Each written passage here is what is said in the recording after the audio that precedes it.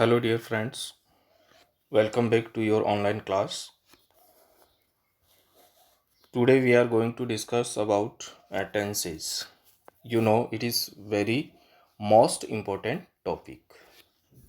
Translation के लिए भी ये ज़रूरी है, तो साथ साथ में वो भी कार्य चलेगा। और इसके अलावा ग्रामर के जितने भी टॉपिक्स है, चाहे वो वॉइस से रिलेटेड हो, चाहे रिपोर्टेड स्पीच से रिलेटेड हो, उन सब में भी ये चीज़ बहुत इम्पोर्टेंट है। तो टेंस की शुरुआत अपन बिल्कुल जीरो से करेंगे। चलिए शुरुआत करते हैं। टॉपिक है अपना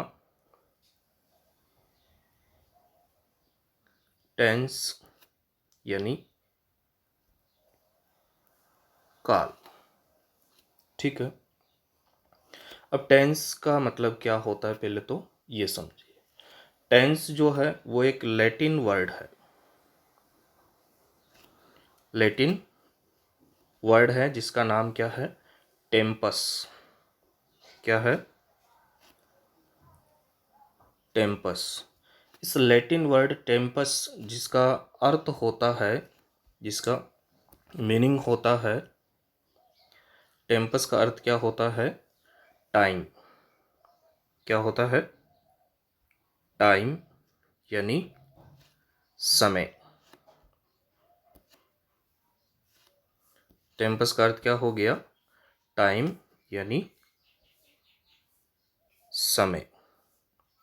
ठीक है, अब जैसे ही बात आती है टेंस और टाइम की, तो मन में एक सवाल आता है, एक अजीब सा प्रश्न बनता है कि आखिर ये टाइम और टेंस है वो है क्या चीज़? क्या दोनों एक ही है या दोनों अलग अलग है? तो चलिए अपन समझते हैं इस चीज़ को कि टाइम और टेंस है वो एक ही चीज़ है या अलग अलग चीज़ है। तो यहाँ हम बात कर रहे हैं टेंस वर्सेस टाइम। किसकी बात कर रहे हैं?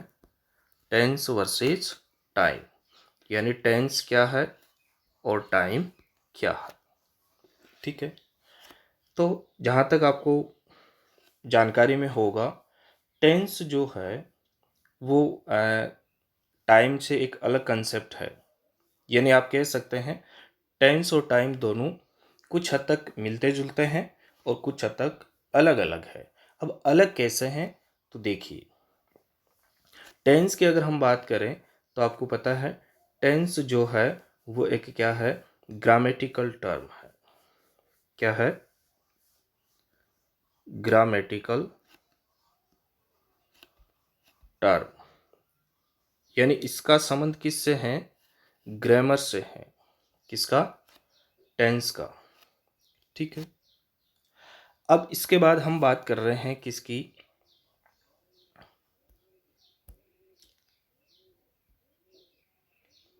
इसके बाद बात कर रहे हैं टाइम की। तो टाइम एक क्या है? नेचुरल कंसेप्ट है। क्या है? नेचुरल या एटर्नल। क्या है ये? नेचुरल या एटर्नल या यूनिवर्सल कंसेप्ट। क्या है? यूनिवर्सल कंसेप्ट यानी सार्वभौमिक सत्य है, जो कि आपको पता है सेकंड से लेकर शताब्दियों तक चलता है। तो कुछ क्लियर हुई बात। इसके बाद अगर हम बात करें नेक्स्ट इनकी, तो देखिए टेंस जो है उसका कहीं ना कहीं ग्रामर में किससे संबंध होता है? वर्ब से संबंध होता है, यानी ये क्रिया के रूप में कुछ बदलाव करता है। लेकिन टाइम की बात करें तो ये किसको शो करता है? एक्शन की बात करता है। किसकी बात करता है ये? एक्शन की बात करता है। ठीक है, अब वर्ब और एक्शन, इसका मतलब ये कुछ मिलते जुलते एक्शन को या कार्य को या वर्ब क्रिया को शो करते हैं। वो किस प्रकार से शो करते हैं? अब आप कहेंगे कि कुल मिलाकर के टेंस क्या चीज़ हो गई। तो देखिए टेंस क्या चीज़ हो गई अब आपके सामने। टेंस जो है उसको समझिए अब, टेंस क्या चीज़ है। ठीक है, तो टेंस जो है वो एक प्रकार से समय को ही डिवाइड किया हुआ है। व्यवस्थित क्रम में समय को, यानी कोई भी एक्शन है, कोई भी कार्य है, उस काम को हम ठीक ढंग से याद रख सकें, अपने कार्य को सुचारू ढंग से चला सके, इसके लिए हमने क्या किया, अपना जो टाइम है, समय है, उसको ही हमने अलग अलग भागों में बदल दिया। ठीक है। अब वो टेंस काम क्या करता है, तो देखिए टेंस जो है उसका काम क्या है। Tense is that form of a verb. Tense is that form of a verb which shows which shows not only which shows not only the time not only the time of an action but also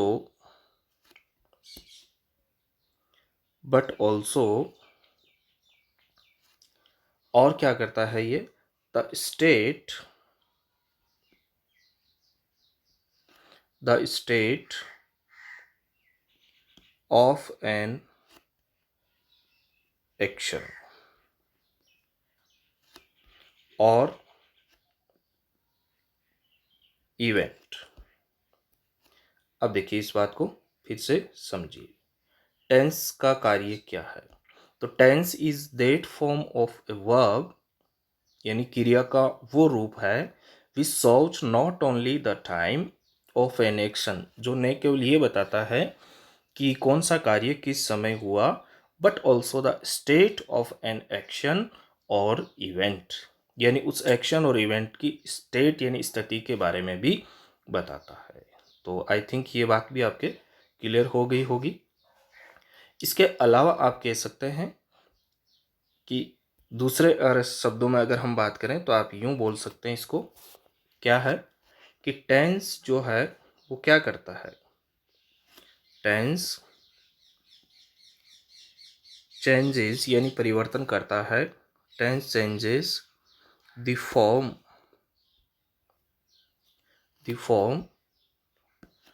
of the verb to express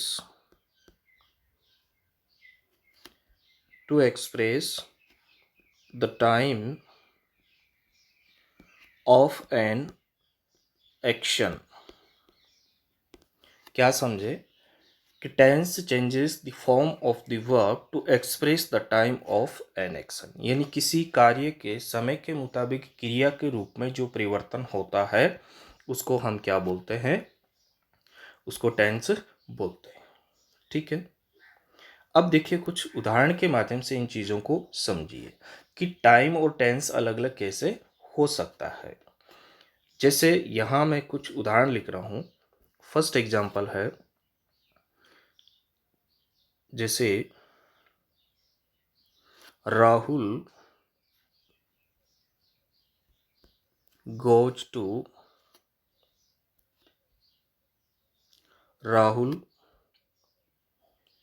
goes to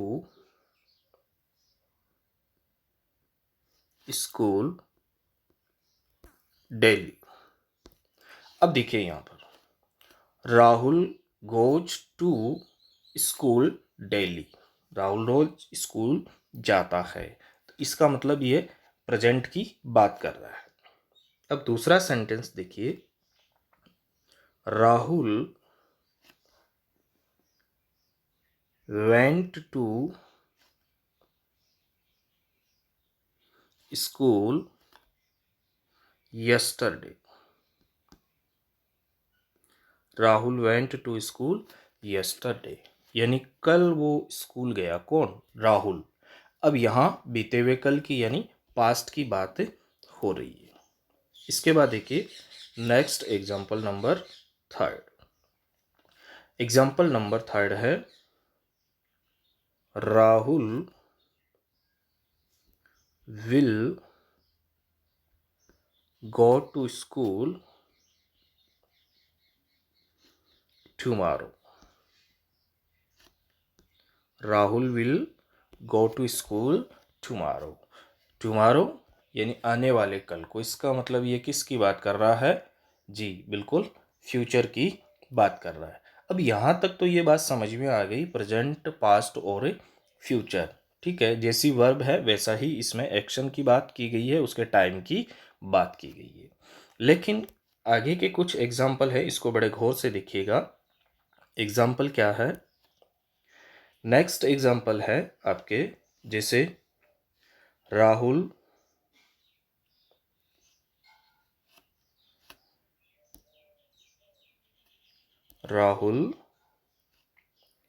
is coming tomorrow.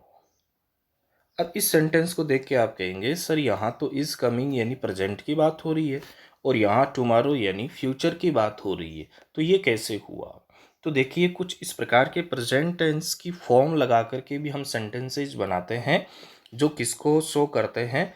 Future time या action को। यानी ये जो कार्य होने वाला है आने का राहुल के, वो फ्यूचर में होगा। इसका मतलब ये फ्यूचर किसको शो कर रहा है? टाइम या फिर एक्शन को। ठीक है, क्लियर हुई बात? यानी इस प्रकार के सेंटेंस है जिसमें अपन प्रेजेंट फॉर्म यानी वर्ब तो प्रेजेंट की लगेगी, लेकिन वो एक्शन किस में होना है? जी बिल्कुल, किस में होना है? वो फ्यूचर में होना है। कुछ इसी प्रकार के एग्जाम्पल की बात कर लेते हैं। और जैसे एक एग्जाम्पल और नोट कीजिएगा, mister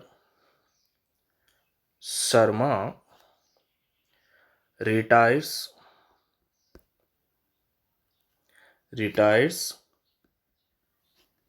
in the next month.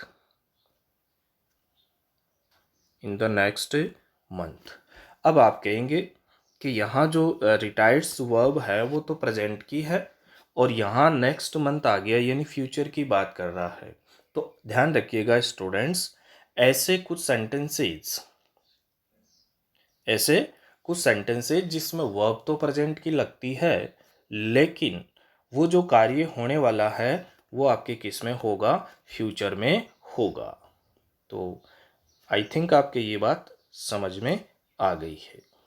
ठीक है, अब अगर हम बात करें नेक्स्ट कुछ टेंस के पार्ट की, तो टेंस कितने प्रकार के होते हैं?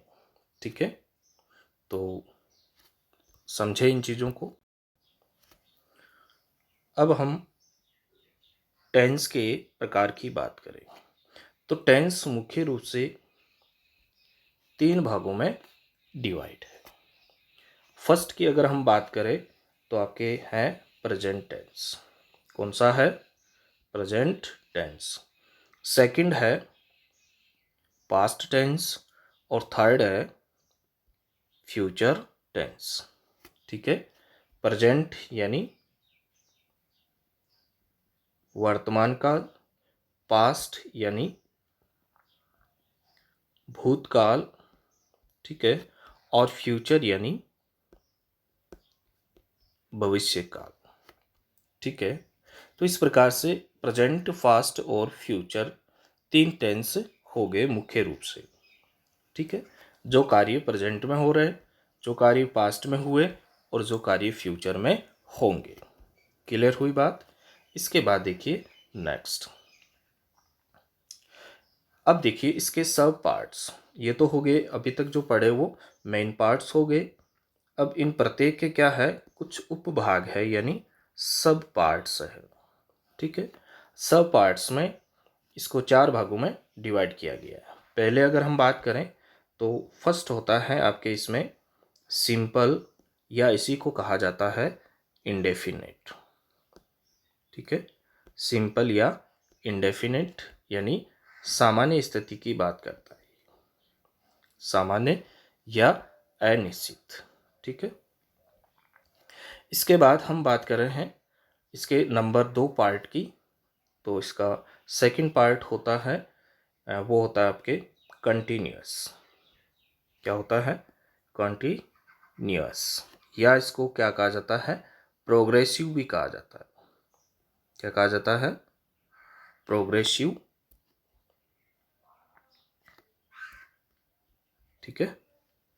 इसके बाद बात करते हैं नेक्स्ट, इसके थर्ड पार्ट की। तो ये होता है आपके परफेक्ट। क्या होता है? परफेक्ट। आप प्रोग्रेसिव या कंटिन्यूअस को क्या बोल सकते हैं? अपूर्ण बोल सकते हैं। क्या बोल सकते हैं? अपूर्ण। या आप यूं कह सकते हैं इसको निरंतर। क्या बोल सकते हैं? निरंतर। परफेक्ट इसका मतलब हो गया पूर्ण। परफेक्ट का मतलब क्या हो गया? पूर्ण। और इसके बाद हम बात कर रहे हैं इसके नेक्स्ट डी पार्ट की, फोर्थ नंबर की। तो ये होता है आपके परफेक्ट कंटिन्यूअस। क्या होता है? Perfect continuous. तो इस प्रकार से परफेक्ट कंटिन्यूअस का मतलब हो गया पूर्ण निरंतर। क्या हो गया? पूर्ण निरंतर। यानी ये जिसके साथ में भी लगते हैं उसका अर्थ उसी के अनुसार हो जाता है। ठीक है, क्लियर हुई बात? तो मुख्य रूप से टेंस हो गए तीन प्रकार के, प्रेजेंट, पास्ट और फ्यूचर। इन तीनों के अलग अलग पार्ट हो गए चार प्रत्येक के, यानी सिंपल या इंडेफिनिट, कंटिन्यूअस, और इसके बाद में हो गया कंटिन्यूअस को प्रोग्रेसिव कह सकते हैं, परफेक्ट हो गया नेक्स्ट, और उसके बाद लास्ट हो गया आपके परफेक्ट कंटिन्यूअस। इस प्रकार से कुल अगर टेंस की हम बात करें तो ये आपके कितने प्रकार के हो गए? 12 प्रकार के। कैसे? तीन इसके मेन पार्ट्स हैं और चार चार इनके सब पार्ट्स हैं, तो टोटल कुल मिलाकर के 12 आपके इसके भाग हो गए, यानी 12 टेंस हो गए। क्लियर हुई बात? ये तो आपके क्या है? मेन पार्ट्स है, और ये क्या है? सब पार्ट्स है, और ये क्या है? टोटल। ठीक है। इसके बाद हम एक एक कुछ आगे के कंसेप्ट की बात करते हैं, कुछ टेंसेस की बात करते हैं। इसमें देखिए ये चीज़ पढ़े इससे पहले मैं आपको एक बात और बताना चाहता हूँ कि हमने यहाँ वर्ब की बात की थी। किसकी बात की थी? वर्ब की। तो हालांकि हमने वर्ब वाला जो टॉपिक है वो अच्छे से पहले पढ़ लिया है, लेकिन यहाँ वर्ब को फॉर्म के आधार पर आपको अच्छे से पढ़ना है। तो देखिए, फॉर्म के आधार पर वर्ब को हमने दो भागों में डिवाइड किया था। कुछ वर्ब जो क्या थी? रेगुलर वाली थी, और कुछ वर्ब जो क्या थी? इररेगुलर वाली थी। ठीक है। वर्ब के फॉर्म बनाने के जो तरीके हैं उसमें आपने क्या पढ़ा था? रेगुलर और इरेगुलर पढ़ा था। अब आपके ये समझ में आना चाहिए रेगुलर वर्ब क्या होती है।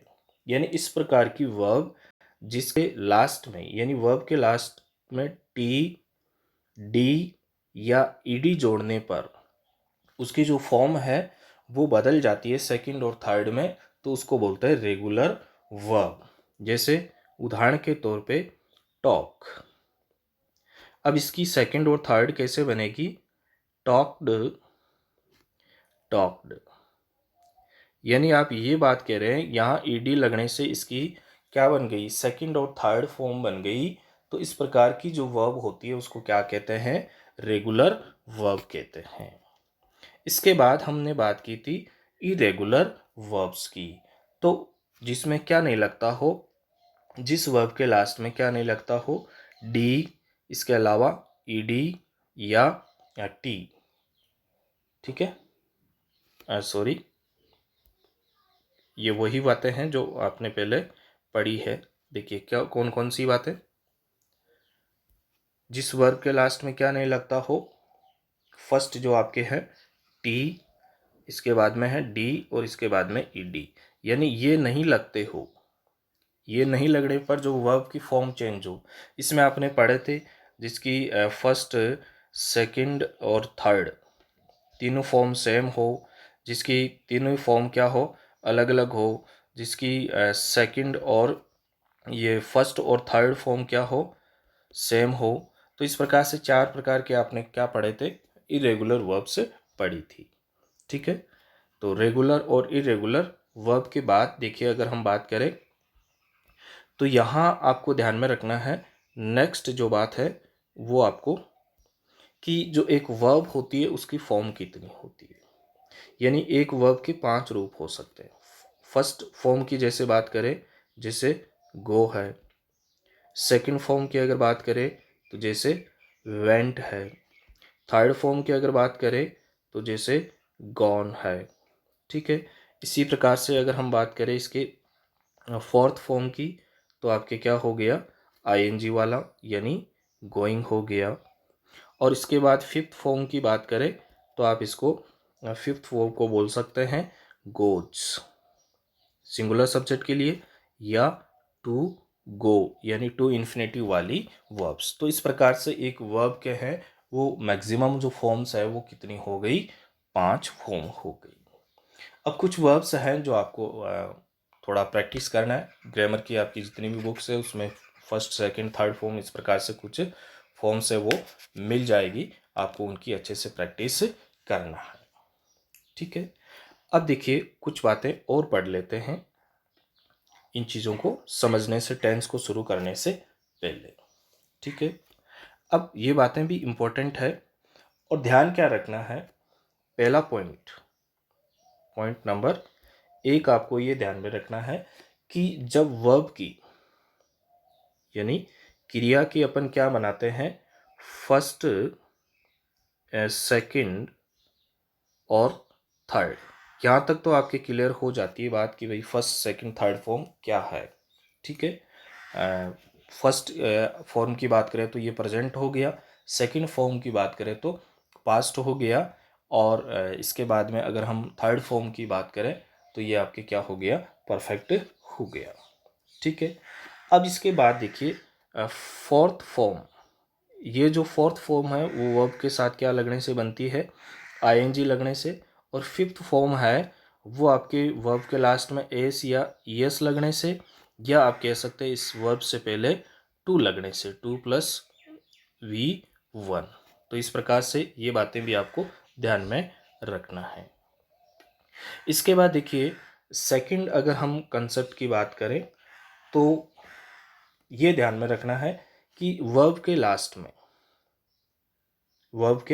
लास्ट में अगर आपको क्या मिले, आई ई मिले, कोई वर्ब दी हुई है और उसके लास्ट में क्या मिला, आई ई मिले, क्या मिले, आई ई अगर आपको मिले तो करना क्या है, आई ई जो है वो किस में बदल जाएगा, वाई में बदल जाएगा। ठीक है, और उसके बाद अपन उसमें क्या जोड़ते हैं, उसके बाद में अपन उसमें आईएनजी जोड़ करके उसकी फोर्थ फॉर्म बनाते हैं। जैसे उदाहरण देखिए, ये करने से कौन सी फॉर्म बन जाएगी, फोर्थ फॉर्म। मैंने क्या बोला कि ये वर्ब है, जैसे डाई, लास्ट में क्या बोला, जिसके लास्ट में आई ई हो, तो आई ई है इसके बाद। अब इसमें आई ई को बदल देना किस में, वाई में, तो डी वाई हो गया। ठीक है, और अगर हमें फोर्थ फॉर्म बनाना है तो क्या जोड़ना है, आईएनजी, तो ये क्या हो गया, आईएनजी, यानी डाइंग। इसी प्रकार से देखिए नेक्स्ट एग्जांपल, जैसे लाई, LIE, लास्ट में आई ई है तो एल तो रहेगा, आई ई किस में बदल जाएगा, वाई में, और आईएनजी वाली फॉर्म बनाना है तो क्या हो जाएगा, लाइन। ठीक है, इसी प्रकार से एक और आपको कंसेप्ट याद रखना है, थर्ड पॉइंट, और वो क्या है कि कुछ ऐसी वर्ब होती है, ठीक है, यदि वर्ब के अंत में आपको कोई कॉन्सोनेंट, क्या बोला मैंने, कोई वर्ब है और उसके लास्ट में आपको क्या मिल रहा है, कोई कॉन्सोनेंट मिल रहा है, क्या मिल रहा है, कॉन्सोनेंट यानी व्यंजन, और उस कॉन्सोनेंट से पूर्व यानी इस कॉन्सोनेंट से ठीक पहले कोई शॉर्ट वोवेल हो, क्या हो, शॉर्ट वोवेल हो, यानी एक कॉन्सोनेंट और एक वोवेल हो, ऐसी स्थिति में उसकी जो फॉर्म है आईएनजी वाली बनाते समय क्या करेंगे, जो लास्ट का कॉन्सोनेंट है वो क्या हो जाता है, डबल हो जाता है, क्या हो जाता है, डबल। कैसे, देखिए उदाहरण से, जैसे एग्जाम्पल नंबर फर्स्ट, आपको वर्ब दी हुई है स्विम, SWIM, ठीक है। अब स्विम जो वर्ब दी हुई है तो करना क्या है, कंसेप्ट क्या बोला अभी कि लास्ट में कॉन्सोनेंट एम है, उससे पहले वोवेल आई है। अब करना क्या है कि इसमें आईएनजी जोड़ते समय लास्ट जो लेटर है वो डबल हो जाएगा। इसका मतलब ये क्या बनेगा, SWIMMING, स्विमिंग। क्लियर हुई बात। इसके अलावा देखिए एग्जाम्पल नंबर 2, जैसे क्वेल, QUARREL, क्वेल यानी झगड़ना। अब देखिए एल क्या कॉन्सोनेंट है, ई क्या वोवेल है, और इसमें आईएनजी जोड़ेंगे तो क्या बनेगा इसका, QUARRELLING। क्लियर हुई बात। ये डबल एल कैसे हुआ, क्योंकि इसके लास्ट में कॉन्सोनेंट और इससे पहले वोवेल है, तो आईएनजी लगाते समय इसका डबल हो जाएगा। अब साथ ही देखिए एक चीज़ और आपको ध्यान में रखना है। नेक्स्ट बात है कि वर्ब के लास्ट में क्या मिले आपको, ई मिले। वर्ब के लास्ट में ई मिले और हमें इसमें प्लस करना है, आईएनजी फॉर्म बनाना है इसकी, तो आपको ई को क्या कर देना है, हटा देना है। कैसे, जैसे राइट, WRITE। अब लास्ट में क्या है, ई। मैंने क्या बोला, आईएनजी जोड़ना है तो ई को हटाना है, तो क्या हो जाएगा, WRITING। इसी प्रकार जैसे साइन, SHINE, तो क्या हो जाएगा, इसका हो जाएगा SHINING, यानी साइनिंग लास्ट में ई है तो ई हट जाएगा और आईएनजी लग जाएगा। क्लियर हुई बात। ठीक है। इसके बाद देखिए, चलिए अपन वापस इन चीज़ों को रिवाइज करते हैं शुरुआत से।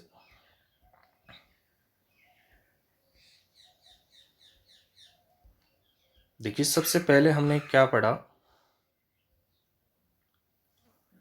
सबसे पहले बात की किसकी, टेंस की। तो टेंस, चलिए इससे पहले भी हमने शुरुआत की है, वहीं से शुरुआत कर लेते हैं इसकी। पेज नंबर फर्स्ट पे कुछ चीज़ें जो हमने पढ़ी हैं, पहले वहाँ से शुरुआत करते हैं। चलिए यहाँ से हमने शुरुआत की थी, क्या शुरुआत की थी, टेंस यानी काल। लैटिन भाषा शब्द टेम्पस से बना है, जिसका मतलब क्या होता है, समय होता है। क्लियर हुई यहाँ तक बात। अब बात करते हैं टेंस वर्सेस टाइम की। ठीक है। तो आपको पता है टेंस एक ग्रामेटिकल टर्म है, इसका संबंध वर्ब से है। टाइम एक नेचुरल या एटर्नल या यूनिवर्सल कंसेप्ट है, जिसका एक्शन से संबंध है। ठीक है। इसके बाद हम बात करते हैं टेंस के परिभाषा की। तो tense is that form of verb है जो क्या करती है, सॉल्व करती है न केवल टाइम को, एक्शन के टाइम को, बल्कि उसके स्टेट और इवेंट की स्थिति को भी बताते हैं।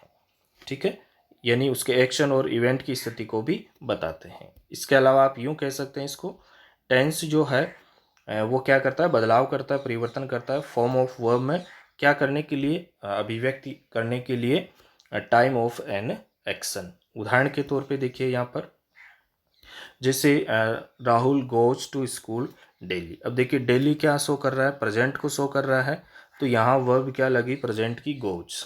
वेंट आया हुआ है अगले में, यस्टरडे आया हुआ है, ये पास्ट की बात कर रहा है, इसका मतलब उसके हिसाब से वर्ब की फॉर्म क्या हो गई, चेंज हो गई, यानी वेंट हो गया। यहाँ पर आ गया विल गो, टुमारो के कारण से, क्योंकि ये किसको शो कर रहा है, फ्यूचर को शो कर रहा है, ऐसी स्थिति में विल गो हो गया। तो आप कह सकते हैं कि अलग अलग जो वर्ब है वो चेंज किसके अनुसार होगी, टाइम के अनुसार। इसके अलावा आपने देखिए कुछ प्रेजेंट के टेंस की फॉर्म को आपने फ्यूचर के एक्शन में काम में लिया, तो ये भी अपन जब टेंस आगे पढ़ेंगे तो आपको और डिटेल में समझा देंगे इन चीज़ों को, ये कैसे होता है, किस प्रकार से फिक्स्ड प्लान है, शेड्यूल है, वो प्रेजेंट में यूज किया जाता है। जब इस प्रेजेंट के यूजेस पढ़ेंगे तब इनको और क्लियर कर देंगे। ठीक है। इसके बाद हम बात करते हैं सेकंड, जहाँ से हमने शुरुआत की थी। देखिए टेंस की बात करें तो टेंस को 3 भागों में प्रेजेंट, पास्ट और फ्यूचर में डिवाइड किया गया है। ठीक है, इनके सब पार्ट्स की बात करें तो simple, indefinite, continuous, progressive, perfect और परफेक्ट कंटिन्यूस।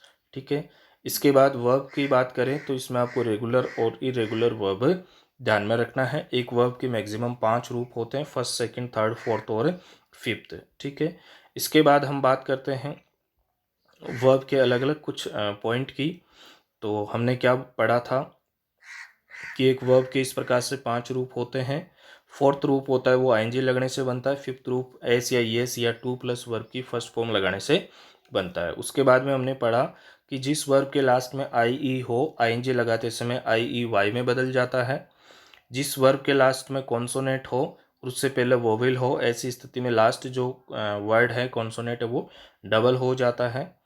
और इस प्रकार से हमने आगे पढ़ा जिस वर्ब के लास्ट में ई हो और आईएनजी लगाते समय वो ई हट करके आईएनजी लग जाता है, यानी ई हट जाता है। ठीक है, तो इस प्रकार से हमने आज की क्लास में ये कुछ बेसिक जानकारी ली टेंस से। अब कल अपन पढ़ेंगे, यानी आगे की क्लास में अपन पढ़ेंगे प्रेजेंट टेंस। क्या पढ़ेंगे? Present tense. ठीक है, यानी वर्तमान काल। प्रेजेंट टेंस अपन पढ़ेंगे और इसमें आपको पता है प्रेजेंट टेंस जो है इसको कितने भागों में डिवाइड किया गया है जी?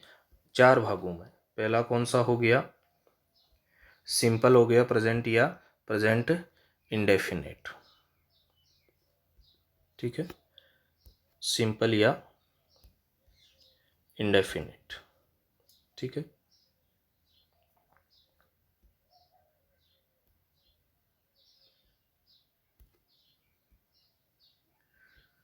सिंपल या इंडेफिनिट।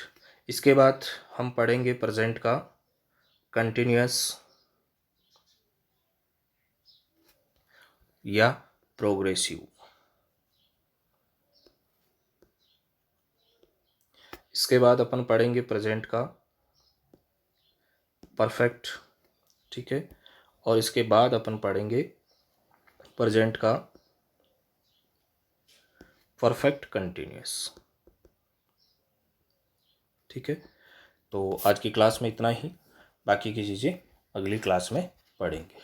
Okay, thanks.